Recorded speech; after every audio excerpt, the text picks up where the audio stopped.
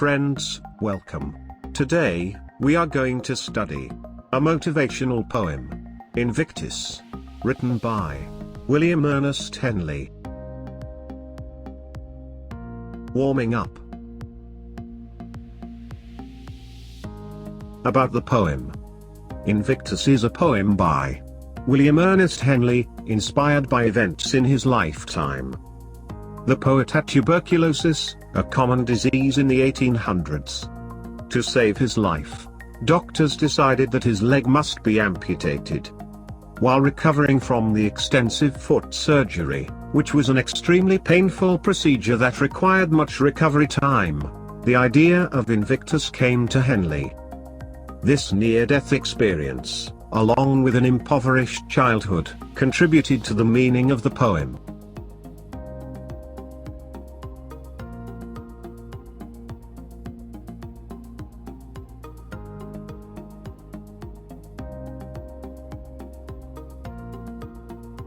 Nelson Mandela was the first black president of South Africa.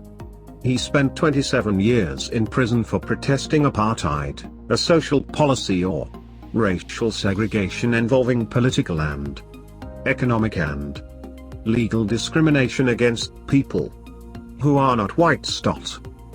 The poem Invictus was something that inspired him during this time to keep fighting for his beliefs.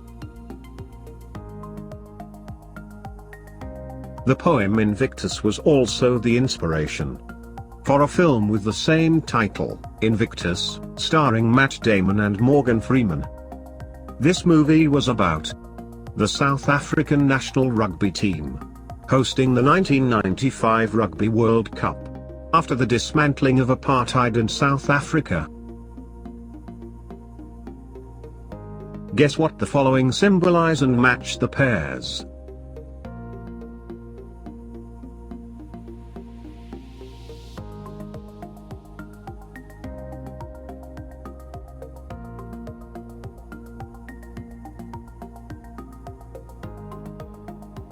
Out of the night that covers me, black as the pit from pole to pole, I thank whatever gods may be for my unconquerable soul.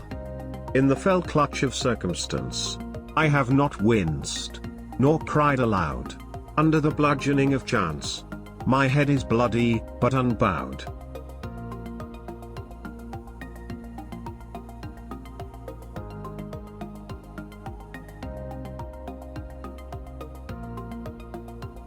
Beyond this place of wrath and tears looms but the horror of the shade, and yet the menace of the years finds and shall find me unafraid.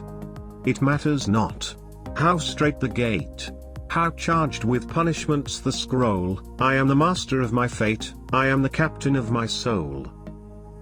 By William Ernest Henley.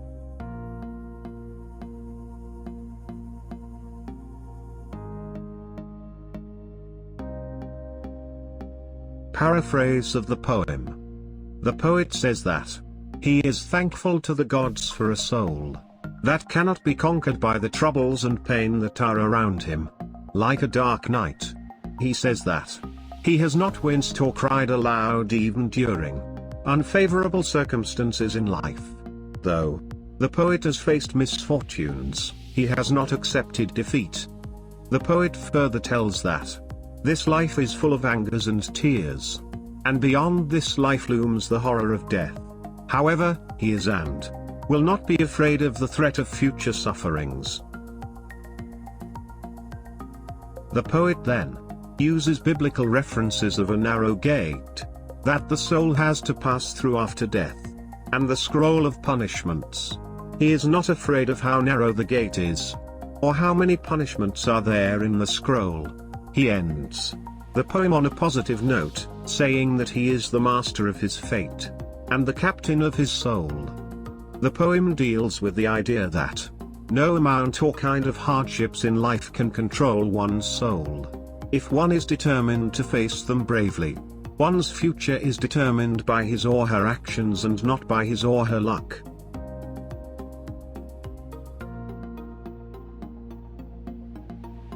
Quote the key lines of the poem. I am the master of my fate. I am the captain of my soul. The message conveyed here is: nobody can enslave my soul. I am free if I decide to be so. I am the decision maker. The mind is stronger than the body, it helps you go on when you think you've lost all your strength and hopes. Marginal questions. 1. What is the poet thankful for? His soul, which is unconquerable. 2. Who is the poet thankful to? Whatever the god may be for his unconquerable. 3. Which lines show that the poet has suffered his hardships bravely? In the fell clutch of circumstance, I have not winced, not cried aloud. 4.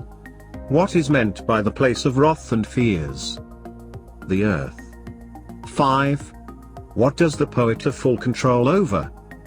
His fate and soul. 6. Write the rhyme scheme of the poem. The rhyme scheme of the poem is A, B, A, B. Figures of speech.